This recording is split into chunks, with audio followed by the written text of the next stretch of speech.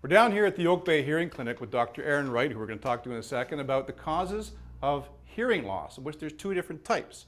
One is called conductive, and Dr. Seeley will talk about this. And I'm going to tell you about sensory neural, which is the main important one. 90% of people who are deaf have a sensory neural, where the nerve and the little hair fibers that are responsible for conducting sound into your brain don't work very well. And they can be affected by things like trauma, by medications, including even, believe it or not, Viagra. Also infections, mumps, measles, meningitis, things like that. So this is the one where the nerve has been damaged. But there's another type called conductive, and Dr. Seeley. I'm sorry, I can't get over that last comment you made. This one's blue too. Yeah, that's right. No, conductive hearing loss is something that changes the conduction of the sound as it comes from the outside environment all the way into the inner ear. So it could be a blockage in the ear canal, perhaps that big chunk of wax or the chocolate that you have in your hand there. If it gets lodged somewhere in the ear canal, could be an issue, cause a conductive hearing loss.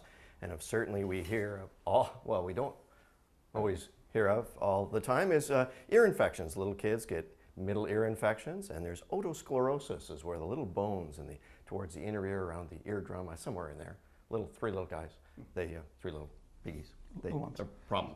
And we're going to talk about hearing aids, and there's so many choices. How the heck do you know which is the right hearing aid for the right ear?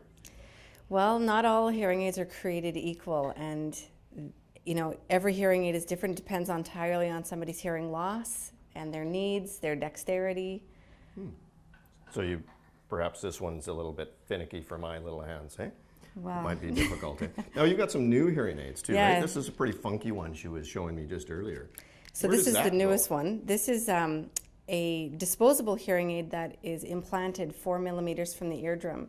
So the audiologist inserts it, and it stays there for up to 4 months.